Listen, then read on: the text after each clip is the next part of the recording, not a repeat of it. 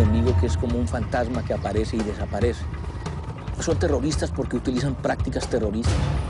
Terroristas son aquellos quienes se han inventado el peor arma de destrucción masiva y se llama hambre. Está llegando un helicóptero del ejército y creo que las FARC van a disparar. Mi papá está allá al otro lado del río.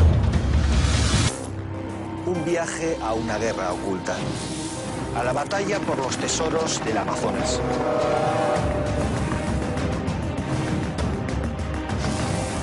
Una ventana a mundos clandestinos. Una aventura para ponerse en la piel de los que viven al otro lado de la ley. En la última frontera humana, cruzamos la línea.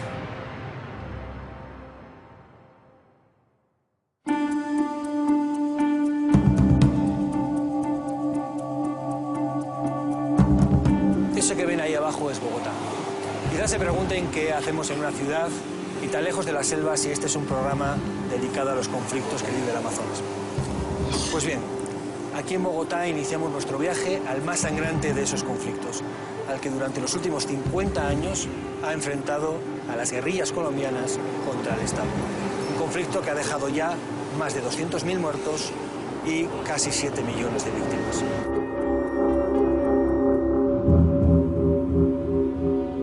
Iniciamos ahora el viaje más difícil de cuantos hemos afrontado en la serie. Para mí también es el más personal. Hace unos años me interné en la selva para conocer a la guerrilla más poderosa y más esquiva del planeta, las FARC. Llegué a sus campamentos y entrevisté a uno de sus comandantes, tratando de entender las raíces de este conflicto eterno. Gracias por recibirnos. Bueno, bienvenido. Hoy, en el momento en el que grabamos este documental, el gobierno y las FARC negocian en La Habana una paz que ponga punto final a esta guerra que ha devastado al pueblo colombiano durante 5 décadas. El viaje que hoy les propongo no aspira a ser una explicación de las razones de esta guerra, sino una crónica a ras de suelo para ver cómo se viven los que podrían ser sus últimos días. Un viaje a las trincheras de los dos bandos, del ejército y de las FARC, para responder una pregunta. ¿Es posible la paz después de tantos años de odio? Llevamos viajando toda la noche hacia el sur de Colombia, hacia la región del Caquetá, donde nos ha citado el ejército para que sigamos sus operaciones. No es una región cualquiera, ha sido bastión histórico de la guerrilla y hoy por hoy sigue siendo una de las zonas calientes de esta guerra.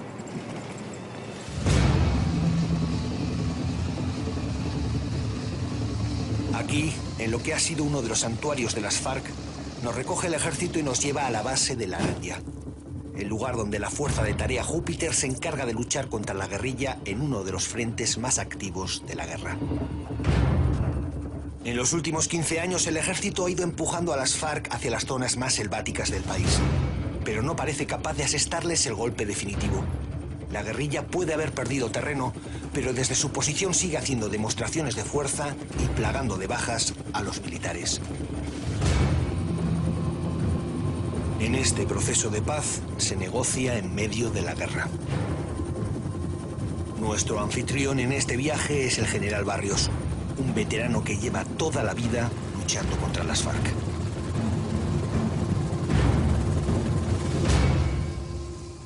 General, por una parte, el Estado está sentado frente a frente con ellos en La Habana y aquí en el terreno ustedes siguen luchando a muerte. Es una situación rara. Sí, claro, sí, claro.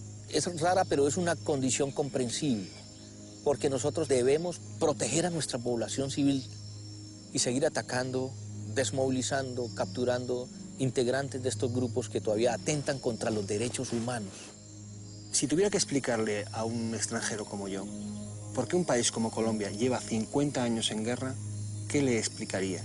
En primer lugar, los orígenes del conflicto, que fueron de tipo político y que desembocaron en un grupo de campesinos que tomaron las armas atentando contra el Estado.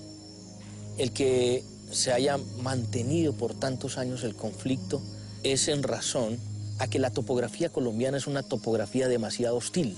Esto permitió que los grupos se fueran extendiendo y fueron creciendo.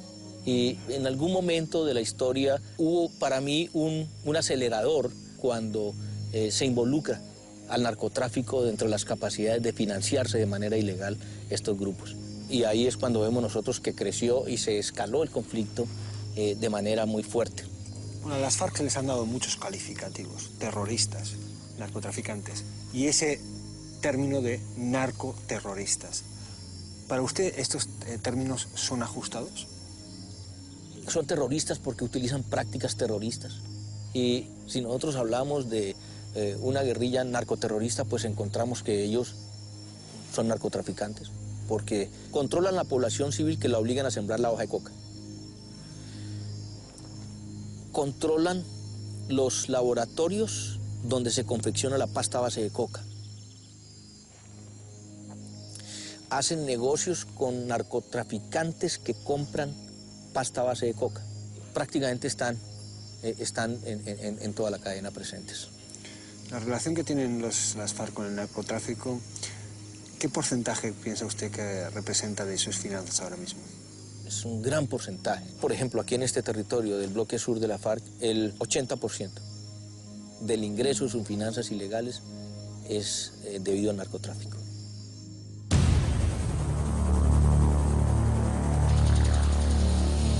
El narcotráfico como forma de financiación es uno de los puntos que gobierno y guerrilla están negociando en La Habana.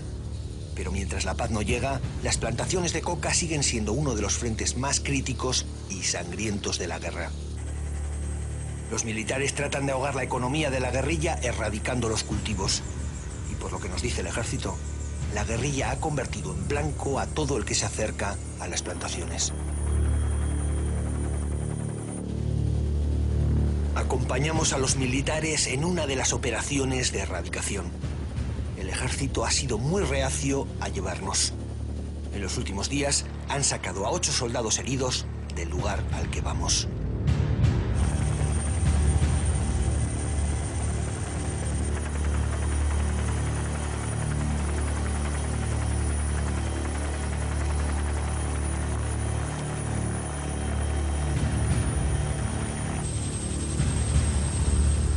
Los helicópteros nos posan en lo alto de una colina, una especie de isla en pleno territorio guerrillero.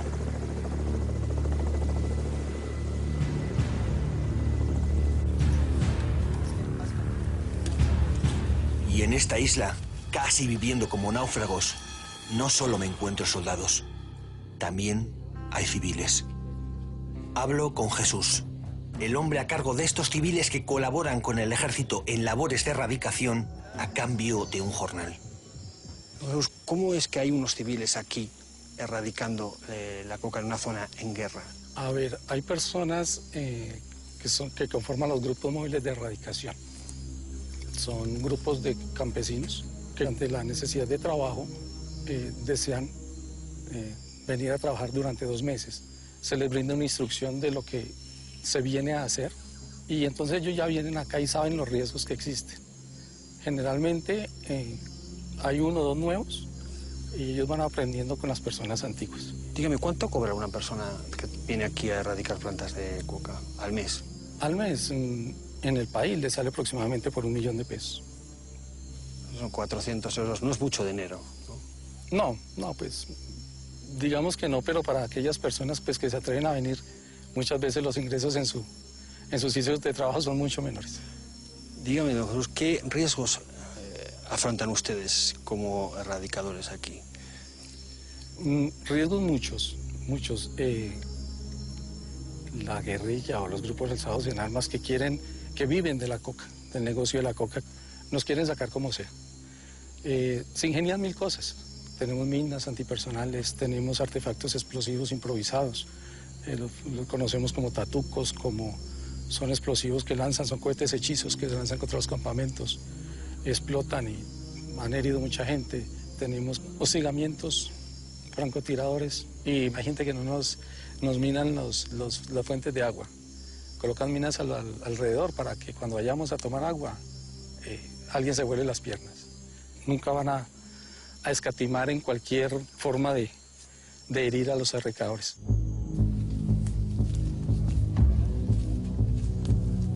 Nos movemos con el ejército y los erradicadores hacia una de las plantaciones de coca. Cada vez que los soldados han salido de la seguridad de su isla, se han encontrado con las trampas explosivas y los francotiradores de la columna Teófilo Forero, la élite guerrillera de las FARC. Todas las precauciones son pocas. Los soldados rodean la zona para comprobar que no se trata de una emboscada. Solo después se enfrentan al arma más mortal de la guerrilla: las minas.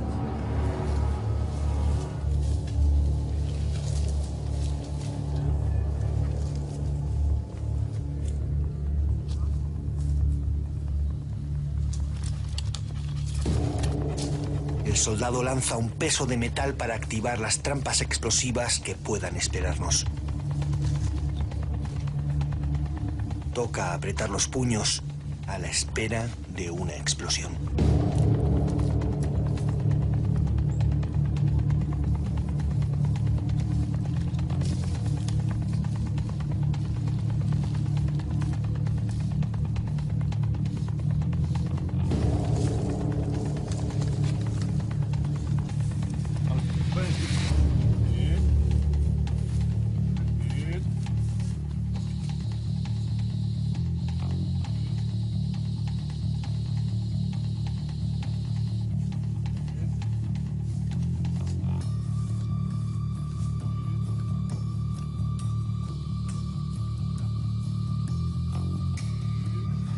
Después de que los soldados y los perros hayan hecho un primer rastreo de la zona, llega el turno de los erradicadores.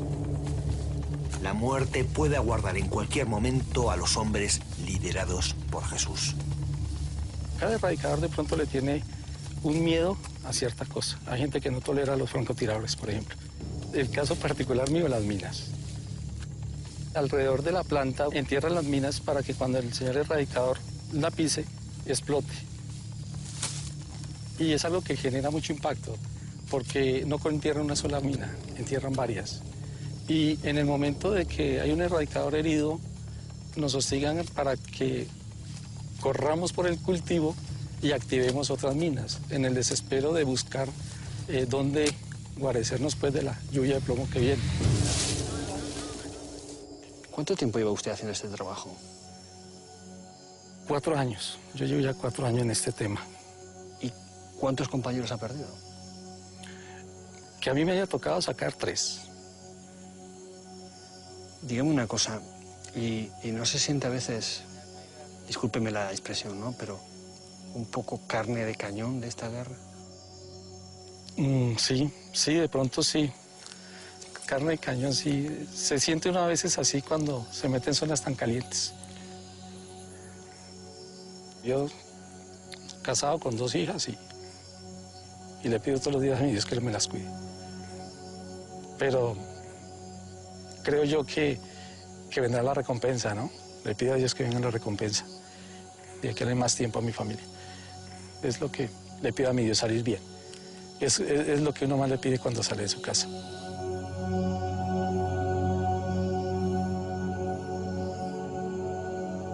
Hoy, el Dios de estos campesinos parece haber escuchado sus plegarias. Otros no han tenido tanta suerte. Nos llega la noticia de que a pocos kilómetros de aquí, una trampa explosiva ha segado las piernas de 2 soldados. Escuchar el rotor del helicóptero que nos va a sacar de esta isla de guerra rodeada de minas sería un alivio si no fuera porque nos lleva a una zona todavía más caliente.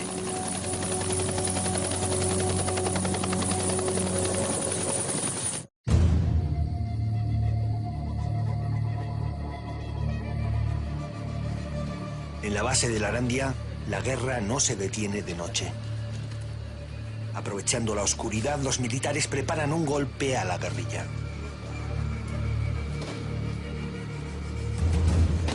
Decían los romanos que si uno quiere la paz, se tiene que preparar para la guerra. Esta noche, estos soldados de las Fuerzas Especiales Colombianas van a entrar en uno de los territorios más peligrosos del país, en una de las unidades más beligerantes de las FARC, para intentar acabar con uno de sus cabecillas.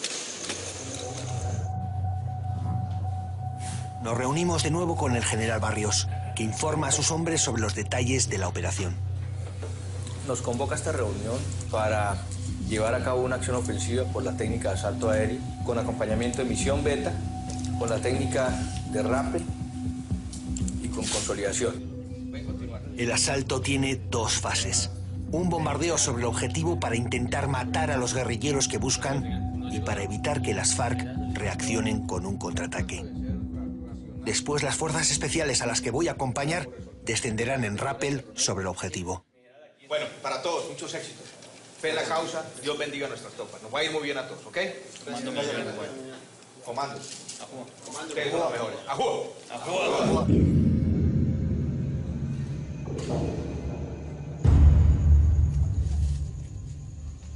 El general Barrios nos cuenta que para poder luchar contra una guerrilla que se mueve en la selva como pez en el agua, el ejército ha tenido que aprender a dar golpes certeros y nocturnos. La noche para nosotros es nuestro gran aliado. Nuestras capacidades de tropas que se mueven en la noche como en el día, de aeronaves que se infiltran utilizando aparatos de visión nocturna, de toda una capacidad en la noche, es lo que nos da a nosotros una ventaja frente a un enemigo tan volátil, tan difícil. Como ustedes ya saben, y por antecedentes, la Tropa de los Boleros es una comisión que muy beligerante, ¿sí o no? Son manes que les gusta pelear. Entonces tenemos que ir preparados para todo, ¿sí o no? Dispuestos a todo.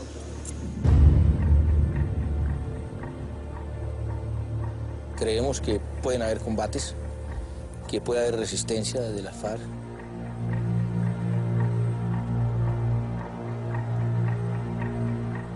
La FARC es un enemigo supremamente complejo, que entrenan para llegarle muy cerca a un soldado, atacarlo en la noche de manera muy sigilosa. Un enemigo que es como un fantasma que aparece y desaparece.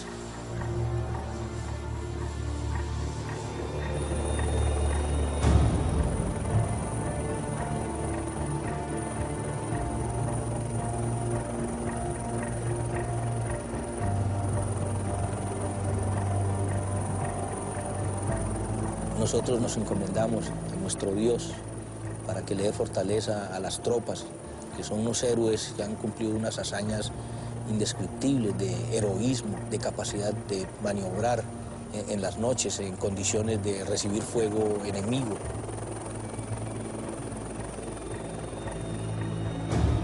Uno queda admirado de nuestros hombres, que son muy valerosos.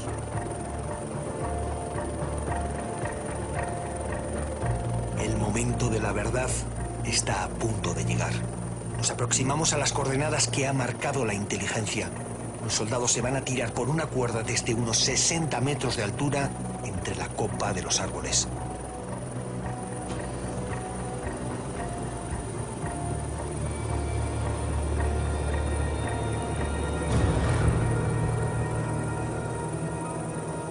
El helicóptero se suspende en el aire.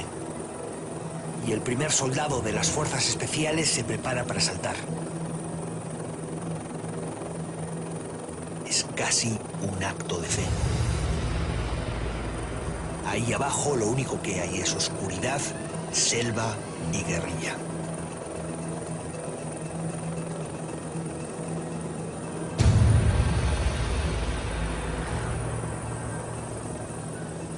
Los demás soldados saltan uno a uno.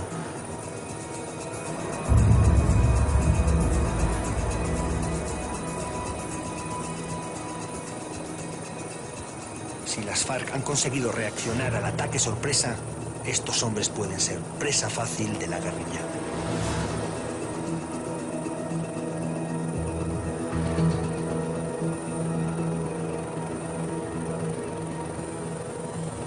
El último de los hombres desaparece en la espesura de la noche. Pase lo que pase en las próximas horas, ya nada ni nadie podrá ayudarles.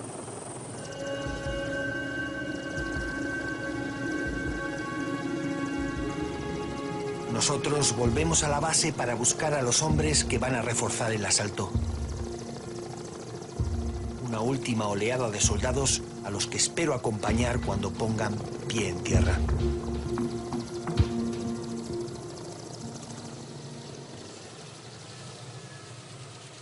al llegar a la base, las noticias no son buenas. Por lo que parece, las cosas no han salido según lo previsto. Los guerrilleros no estaban en el lugar que se suponía que tenían que estar. Y cuando los soldados han ido a por ellos, han caído algunos de ellos en una trampa explosiva. Sé que hay varios heridos y no sé mucho más.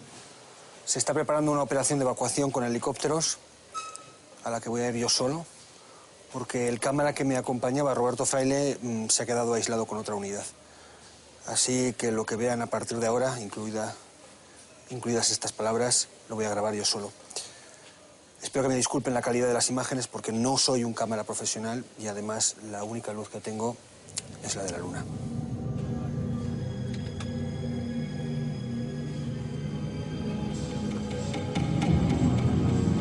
Al subir a los helicópteros me encuentro con que los hombres con los que comparto viaje son la unidad forense de la policía. No vamos a evacuar heridos, sino a traer cadáveres. 2 soldados que han muerto destrozados por una trampa explosiva que las FARC activaron a su paso.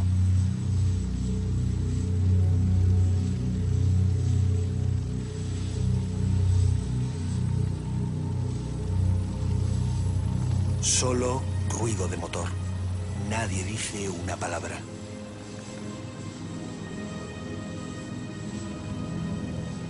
Pesa la noche. La oscuridad de unas montañas dibujadas por la luz de la luna. Pesa el ir al encuentro de la muerte.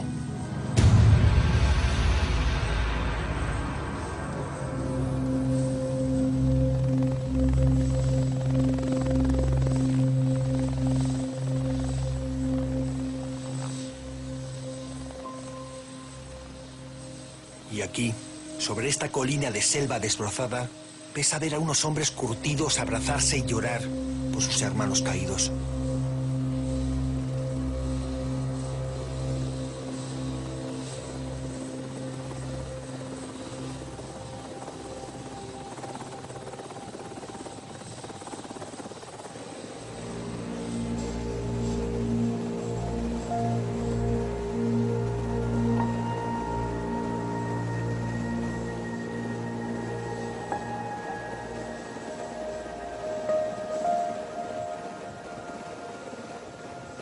Cuerpos jóvenes rotos por los ingenios de la guerra, cuyo final es una bolsa de plástico blanca, mal amarrada con cinta.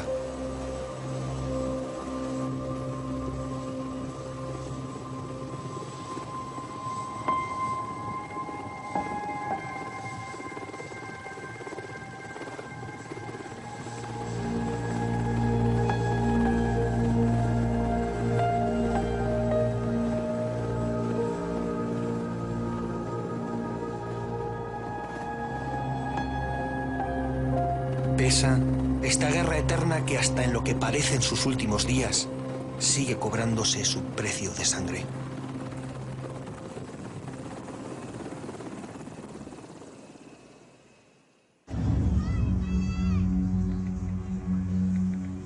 En el tiempo que he compartido con el ejército, he visto de primera mano que mientras los líderes de uno y otro bando negocian la paz en La Habana, los que combaten en la selva siguen pagando con sangre el precio de la espera. Pienso en los 2 soldados caídos. Pocos recordarán su sacrificio porque su sangre derramada es una sangre que la mayoría de los colombianos ya no ve. La guerra que un día llamó a las puertas de las grandes ciudades ahora se lucha en lo profundo de la selva, lejos del asfalto de Bogotá. Pero es aquí, en Bogotá, donde las FARC nos han dicho que tenemos que empezar si queremos llegar hasta ellos. Ha llegado el momento de intentar la parte más difícil de nuestro viaje, entrar en la clandestinidad de la guerrilla. Estamos esperando una llamada. Han sido meses de contactos clandestinos en varios países porque no nos podemos permitir que el ejército colombiano sepa lo que vamos a hacer. Vamos a una zona que sabemos que está caliente. De hecho, han matado a algunos de los contactos que nosotros teníamos. Y bueno, solo queda esperar esa llamada.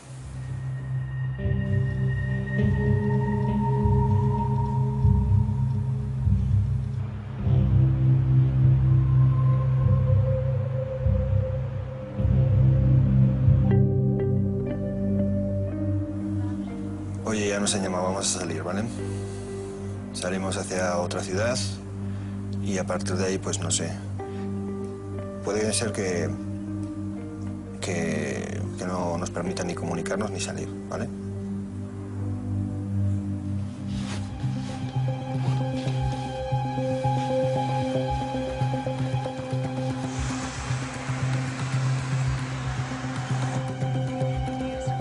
Las primeras instrucciones de las FARC nos llevan hacia el sur del país, a Florencia.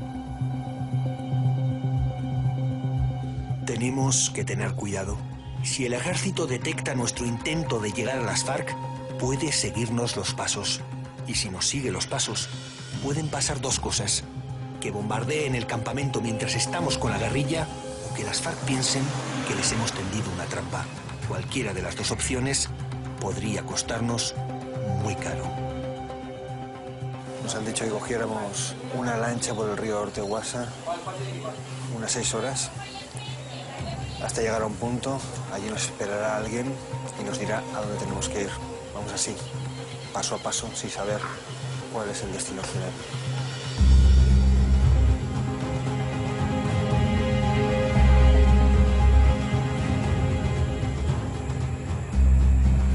El río nos lleva poco menos que a una trampa. Esta especie de autobús fluvial nos obliga a pasar al lado de 3 esquinas, una de las bases militares más grandes de América Latina. Allí miles de soldados colombianos asesorados por militares norteamericanos luchan contra la guerrilla. No paro de preguntarme, ¿nos van a recibir las FARC en esta zona controlada por el ejército?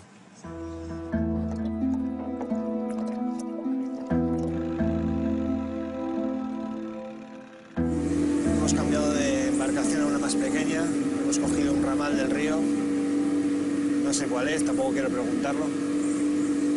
Y no sé si las personas que nos están llevando pertenecen o no a la guerrilla y creo que lo mejor es esperar hasta que ellos se presenten como tal.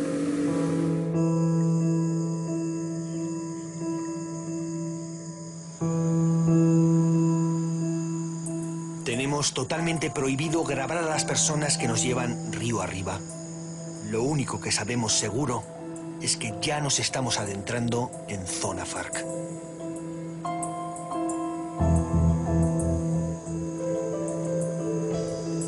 Llegamos a una casa en mitad de la selva. Nos piden que apaguemos las cámaras. Estas armas, estas siluetas de las que todavía no podemos mostrar su cara, son las FARC. Nos han hecho esperar en una casa civil y los guerrilleros han venido a nuestro encuentro. Seguimos sin poder grabar sus rostros hasta que no pasemos todos los controles de seguridad. Nos cuentan que la inteligencia militar tiene agentes bajo muchas máscaras y que tienen que comprobar que no somos uno de ellos.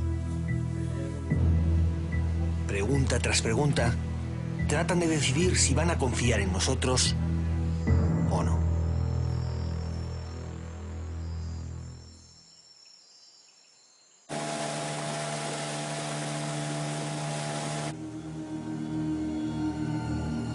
Al caer la noche, por fin nos dan el visto bueno. Después de meses de contactos y días de viaje, ya estamos dentro. Los guerrilleros de las FARC nos han aceptado.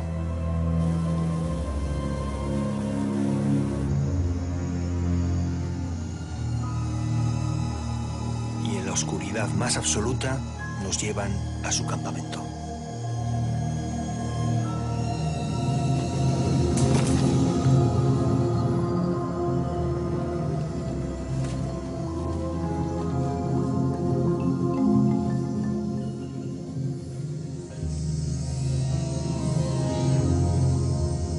Las FARC nos abren sus puertas. Entramos en su intimidad, en uno de sus campamentos clandestinos ocultos en mitad de la selva. Si las FARC han conseguido sobrevivir 50 años, es porque se han hecho uno con la selva, desperdigados en pequeños grupos para vender cara a su piel a los bombardeos del ejército, moviéndose continuamente, haciéndose invisibles por la noche. Acabamos de llegar al campamento de las FARC. Solo son las 7 de la tarde, pero como ven, está ya totalmente oscuro. Y a partir de este momento nos han dicho los guerrilleros que no quieren ninguna luz, porque a lo que más temen es a los bombardeos del ejército. Así que nada de luces. Antes de irnos a dormir, le he preguntado a los guerrilleros de las FARC cuántas posibilidades creen ellos que tenemos de sufrir un bombardeo esta noche. Me han dado una cifra, 20%. Y con ese número en la cabeza nos vamos al Cano.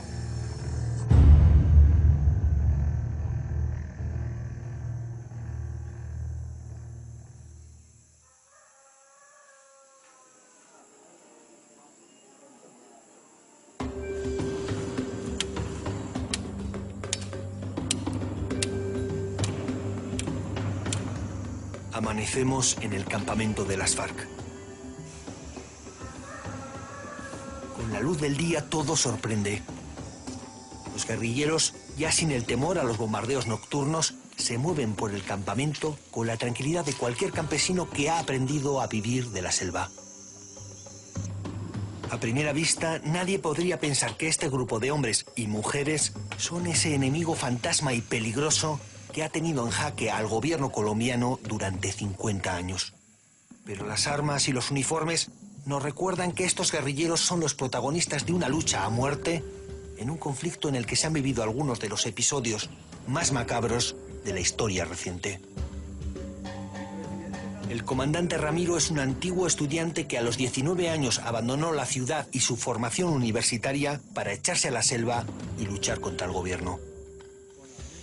Los crímenes de Estado configuran una nefasta tradición en Colombia y son ellos los causantes directos de la prolongada y heroica rebeldía armada de miles de colombianos. Ahora dirige la acción política de la guerrilla en el sur del país. Comandante, si tuviera que explicarle a las personas que nos vean por qué luchan las FARC, ¿qué les diría? Les diría que las FARC luchamos desde nuestro nacimiento por defender la vida de quienes asumimos el riesgo de soñar con un país diferente donde haya paz, con justicia social. Luchamos por eso. Muchas personas dirían que hay mecanismos democráticos, no violentos, de defender esos principios dentro de un país que internacionalmente está reconocido como una democracia. Ya. Son dos realidades. Tenemos el país de papel, el de la Constitución, donde mira derechos fundamentales como el derecho a la educación, el derecho a la salud, y tenemos el país real de mayorías eternamente excluidas, donde se les ha negado oportunidades para una vida digna. Entonces, la lucha armada en Colombia es el último recurso que nos ha quedado muchos para expresar nuestra opinión, nuestra visión de país, nuestra propuesta de sociedad. Muchas organizaciones internacionales, si no la mayoría, consideran a las FARC una organización terrorista. ¿Qué opinan de esto? El accionar militar de la guerrilla comprende varias modalidades. Dentro de esas modalidades están los hostigamientos, las emboscadas, los asaltos, los golpes de mano y acciones de sabotaje, que son interpretados por los grandes medios de comunicación como terroristas. Pero terroristas son aquellos quienes se han inventado el peor arma de destrucción masiva, que no se dispara desde los aviones, que no se lanza desde fortificaciones militares y se llama hambre. En Colombia, para no ir muy lejos, por minutos están muriendo niños de física e inanición en el Chocó, en La Guajira, en los llanos orientales, por señalar algunos puntos geográficos. Voy a insistir un poco sobre este calificativo de terroristas. Ya. Las FARC han causado víctimas civiles con sus acciones, han secuestrado. ¿Puede hacer un ejercicio de autocrítica aquí delante de las cámaras sobre el accionar de las FARC?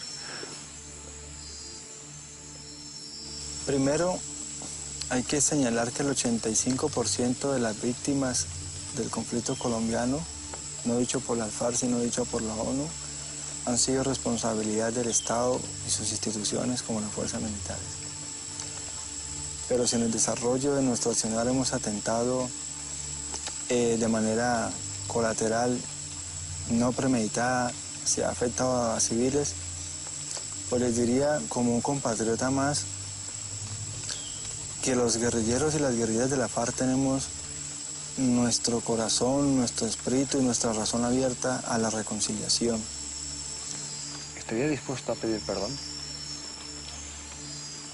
Yo jamás me arrepiento de haber ingresado a la guerrilla. No nos arrepentimos los guerrilleros de empuñar un arma porque nos hemos visto obligados. Pero si es necesario ofrecer nuestras excusas, lo haría y lo haríamos con el inmenso amor del mundo al prójimo, al hermano, a los colombianos, porque esta guerra, la peor parte la ha sufrido el pueblo.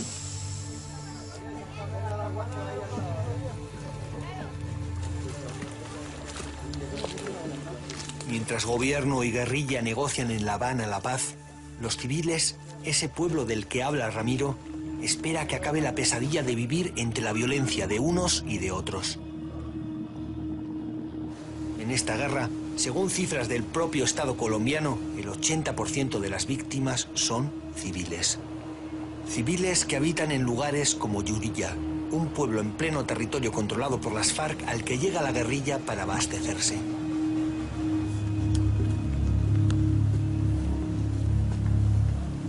Me pregunto cómo nos recibirán.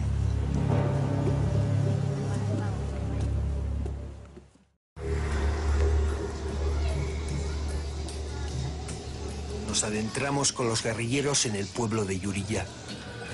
A primera vista sorprende el recibimiento de la población. Ni rastro de ese temor que muchos pueden suponer que sienten las poblaciones bajo el dominio armado de las FARC.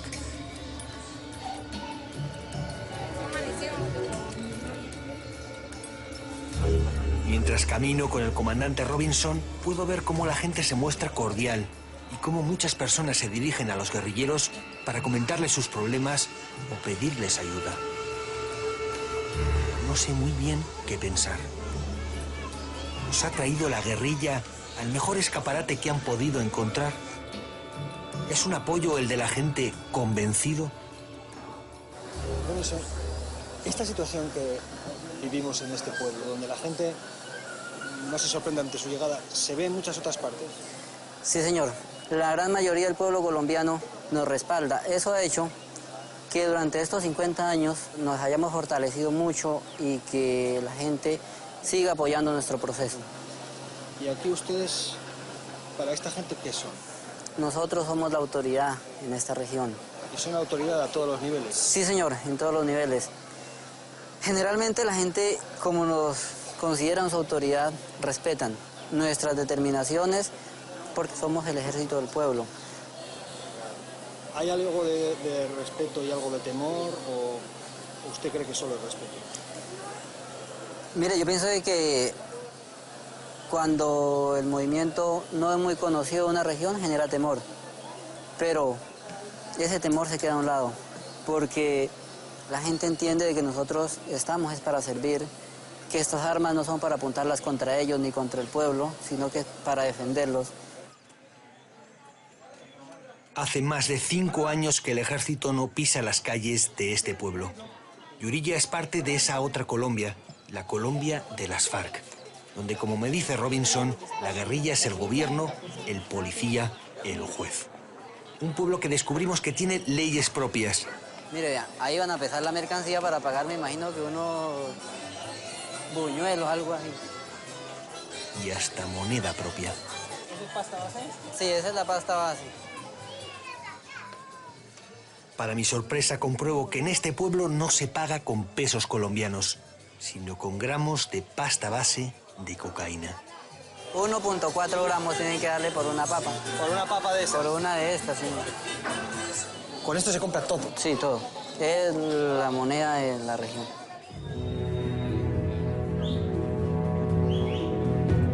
En Yurilla la gente vive de cultivar la hoja de coca. procesarla para hacer pasta a base de cocaína y venderla a los narcotraficantes. Y con esa pasta base se paga todo, desde una patata hasta una casa. Le pregunto a Robinson cuál es la posición de las FARC sobre todo esto. Si, como dice el comandante, ellos son el gobierno en Yuriya, ¿qué piensan de un pueblo que utiliza la droga como moneda? El campesino que cultiva la mata de coca aquí es una víctima más de la explotación. Aquí el Estado hace presencia con sus aviones para fumigar, para ametrallar, para tirar bombas, pero no hace presencia para generar apoyo y salidas a las necesidades del campo. Y la gente nos mira como sus defensores, porque si vienen los aviones, defendemos.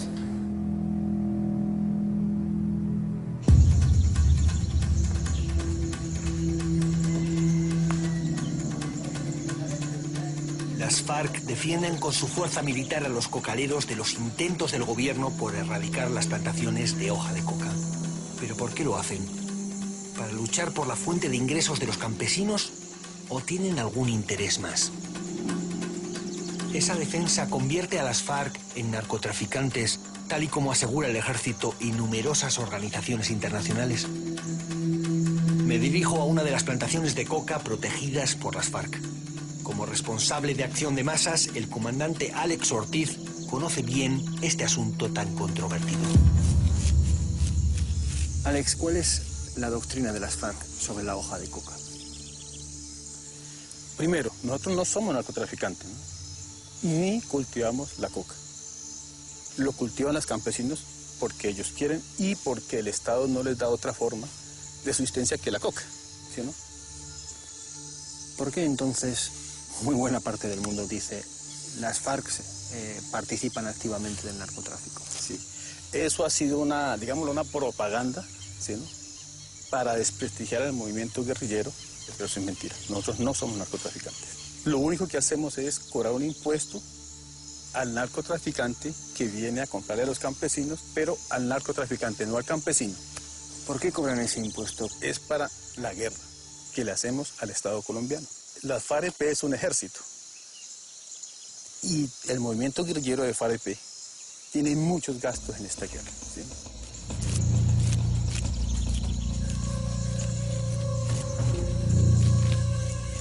¿Cuánto representa para ustedes el dinero que cobran por ese impuesto a los traficantes? Pues digámoslo así, no es mucho, pero la gente mira en nosotros la garantía de que llega la plata, de que viene el narcotraficante, de que no nos van a robar, de que es un precio bueno, y eso ayuda a que el movimiento coja a nivel popular una buena aceptación. 40 libras. Siguiente.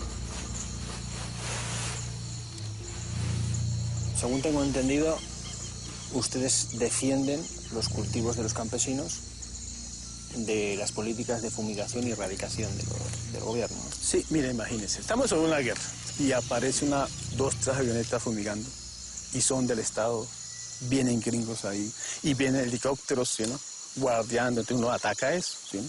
Hay que atacarlo como si pareciera una patrulla enemiga y hay que atacarla. Pero otra cosa que también hacen ante la erradicación manual, minan cultivos de coca o colocan trampas para... Sí. ¿Cómo es esto? Cuéntame. No, simplemente el campesino dice, bueno, ¿por qué no le piden a las FARC que ellos tienen un cultivo y que quisieran que lo minaran porque viene la erradicación? Dice el campesino, nos vienen a arrancar la comidita. Y entonces uno le coloca las minas para que cuando llegue la erradicación, el que va a arrancar la mata, pues explota. ¿Y los campesinos les piden que hagan eso? Sí, les piden, claro. Ellos cuidan su comidita, señor. No hay nada más que hacer, dicen ellos. En la guerra suceden cosas, hay que hacer cosas porque estamos en un conflicto y la guerra no se hace con bombas de agua, ¿no? Simplemente hay que hacerlo. Y ya.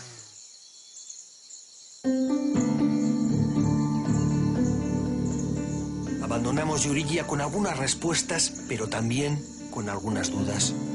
Gobierno y guerrilla no se ponen de acuerdo sobre el nivel de involucración de las FARC en el narcotráfico. El gobierno afirma que la guerrilla se financia con todas las partes del negocio y la guerrilla dice que solo cobra un impuesto a los narcotraficantes. Supongo que, como en todo, la verdad estará en algún punto intermedio. Lo que sí queda claro y nadie niega es que las FARC defienden a los cocaleros y que eso les granjea el favor de gran parte de la población de estas zonas. Una población que, más que abrazar ideologías, abraza a quien defiende su pan. Y aquí, sus intereses los defienden las FARC en esta guerra que, como bien asegura el comandante Alex, no se hace con bombas de agua.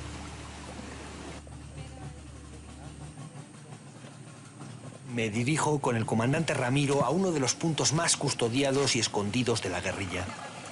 Una fábrica de armamento. En lugares como ese, las FARC construyen su industria artesanal de guerra. Piezas de artillería casera y trampas explosivas que han convertido a Colombia en uno de los países más minados del mundo. Le pregunto a Ramiro qué piensa de este tema que tantas críticas le ha causado a las FARC. Colombia es uno de los países más minados del mundo y es uno de los países más ametrallados del mundo, más bombardeados del mundo, donde los niños tienen traumas psicológicos cuando escuchan un helicóptero, cuando escuchan un avión. Entonces, si se acaban los ametrallamientos indiscriminados, los bombardeos indiscriminados, se acabarán las minas.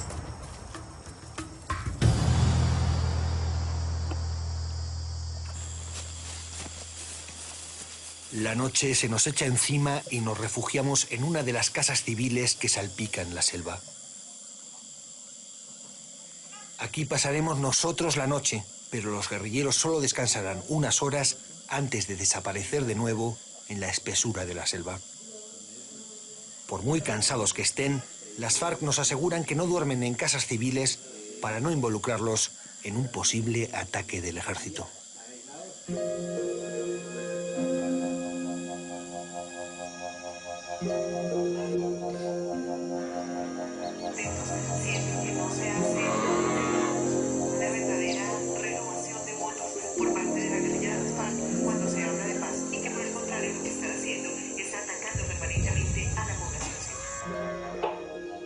El amanecer nos trae una ilusión de paz en este rincón idílico. Un amanecer entre civiles que casi parecen ajenos a la guerra que les rodea. Resulta fácil imaginar cómo podría ser la vida del pueblo colombiano si gobierno y guerrilla decidiesen poner fin a este conflicto. Pero la guerra continúa. Los guerrilleros vienen a buscarnos a primera hora para llevarnos a la fábrica de armamento, aunque las medidas de seguridad de las FARC nos obligan a esperar. Estas fábricas son uno de los objetivos más deseados por el ejército, y la guerrilla los protege como un tesoro. No podremos reanudar nuestro viaje hasta que el comandante Ramiro reciba confirmación.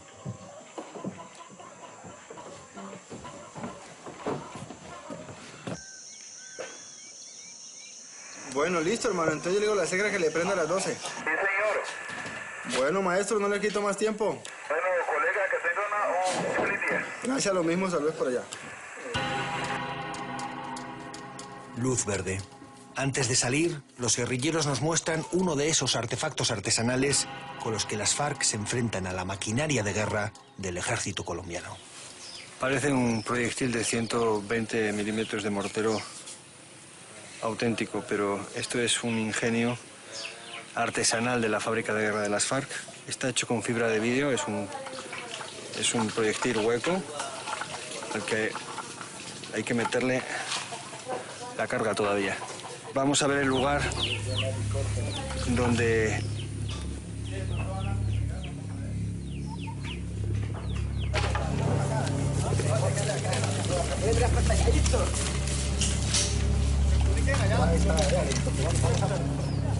está llegando un helicóptero del ejército y creo que las FARC van a tomar acciones contra él. Van a disparar. Ramiro. Ramiro. ¿Dónde nos quiere? ¿Eh? Queda la calle, esperan que nos mandamos a recoger. Vale. Mientras los guerrilleros y algunos de los civiles que nos han acogido corren a esconderse en la selva, nosotros nos quedamos en la casa por orden de la guerrilla.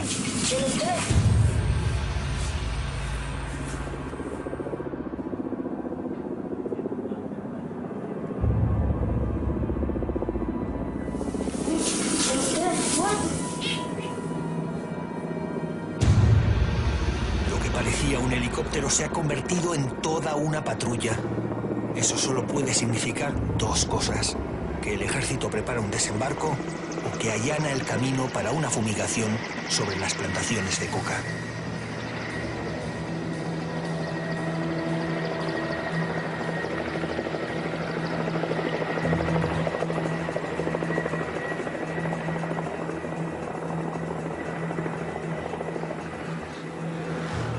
La llegada de una avioneta despeja las dudas. Viene a fumigar.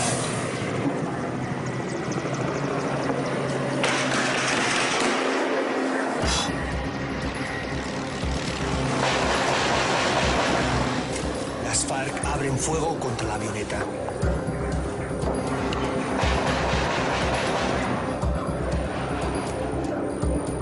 Un riesgo, porque si los helicópteros descubren de dónde viene el ataque, lo siguiente va a ser un ametrallamiento masivo de sus posiciones.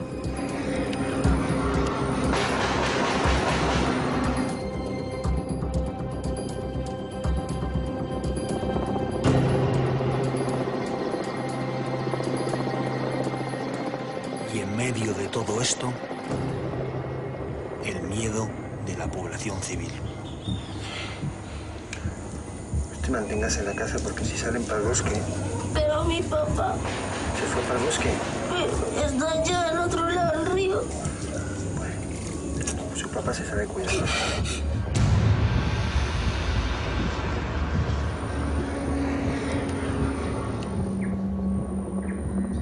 Finalmente parece que el fuego de las FARC hace retroceder a la avioneta de fumigación y que los helicópteros se retiran con ella.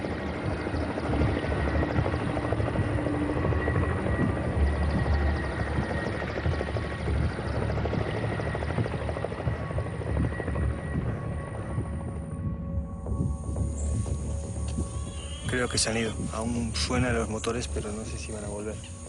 La avioneta de fumigación me ha alcanzado a echar 2 descargas antes de que la guerrilla abriera fuego en su posición ahí al lado, dentro de la selva.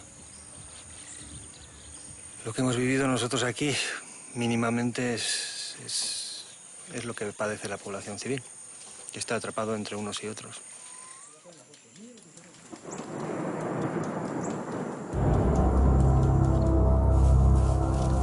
Los guerrilleros vuelven a buscarnos. Ramiro nos cuenta que han alcanzado la avioneta y que por eso ha tenido que retirarse, y con ella los helicópteros que la escoltaban.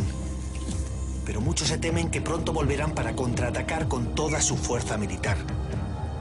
Toca retirada.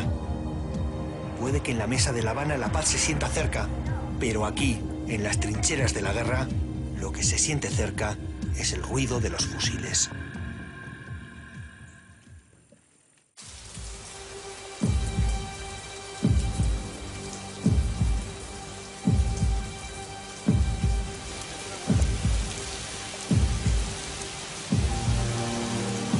Al campamento no puedo parar de pensar en los civiles que sufren este conflicto y sobre todo en ese niño que lloraba durante el combate por la suerte que podía correr su padre.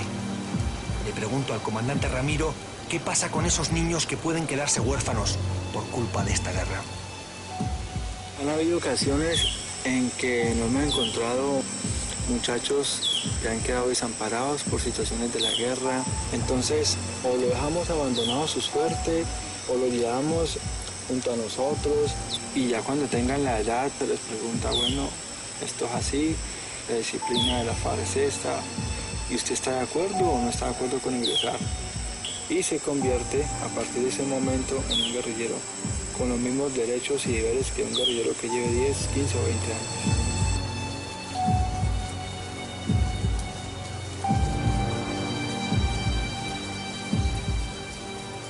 La guerra alimenta a la guerra Niños que sufren la violencia del conflicto y pasan de víctimas a empuñar un arma. Dolor que provoca más dolor. Antes de acabar este viaje, me siento a hablar con Lisette, una guerrillera que con solo 17 años ya tiene una larga experiencia en esta guerra fratricida. Lisette, ¿con cuántos años entraste a las FARC? De 11 años. ¿Por qué?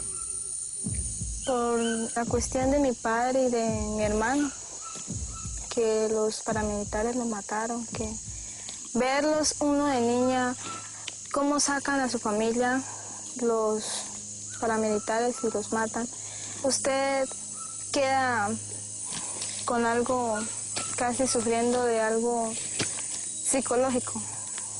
No. ¿Qué pasó exactamente? ¿Dónde estaban ustedes? ¿Dónde vivían? ¿Qué pasó?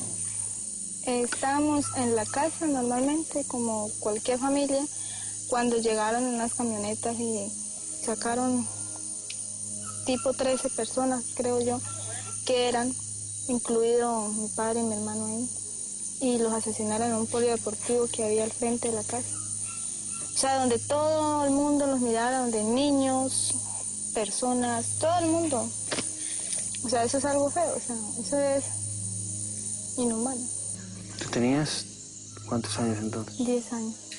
¿Y te tocó ver todo eso? Parecían mujeres violadas a la orilla de un río. Las violaban, les introducían palos en el estómago, por la boca.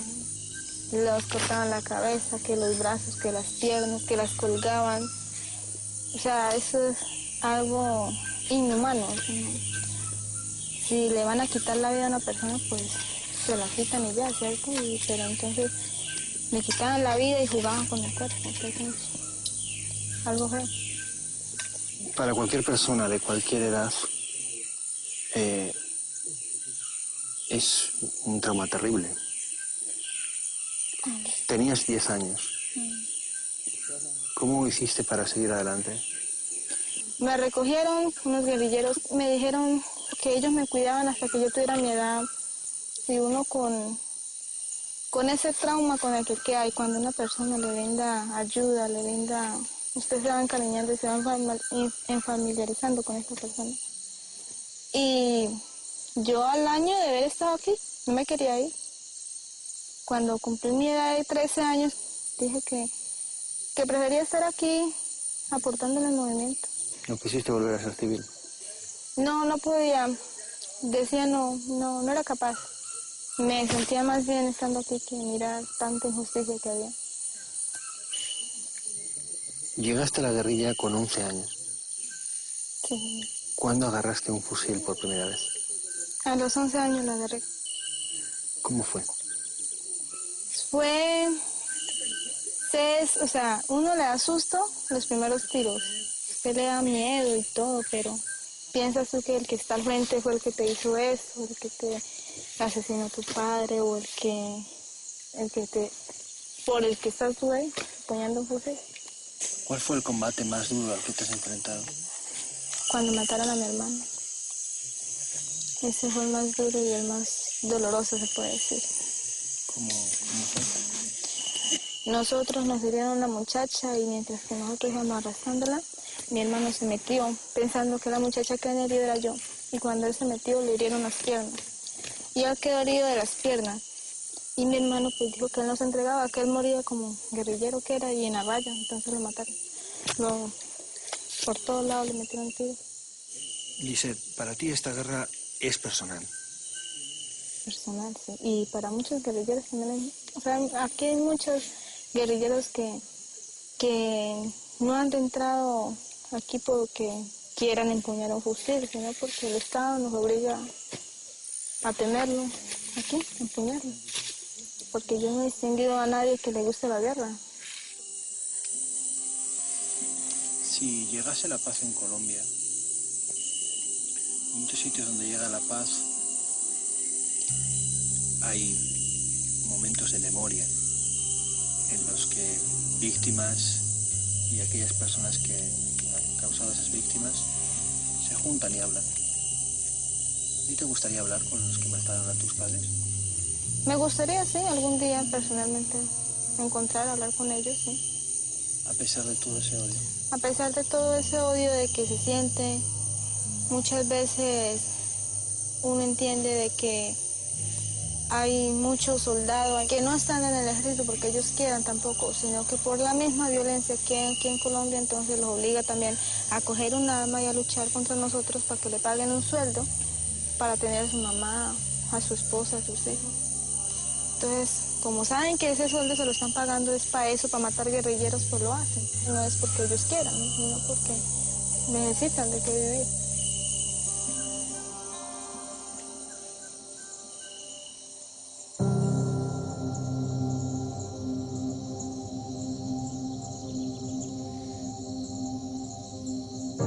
Personas que luchan porque la vida les ha llevado a luchar.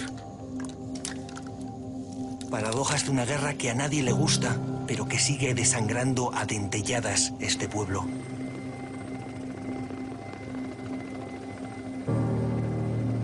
A veces basta con las palabras atragantadas de un adolescente, no sé si para entender las razones de un conflicto, pero sí para sentir el dolor de un país, un trauma de 50 años, las muertes de un bando y de otro, para entender que quizás Colombia se ha cansado de vivir vengándose. Porque si una niña a la que le mataron a su familia está dispuesta a dejar su fusil y hablar con los que le robaron la infancia, quizás este país pueda soñar, por fin, con la paz.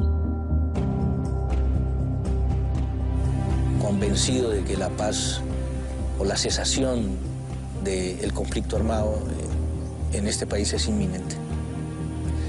Y sería lo mejor que nos debe pasar a todos.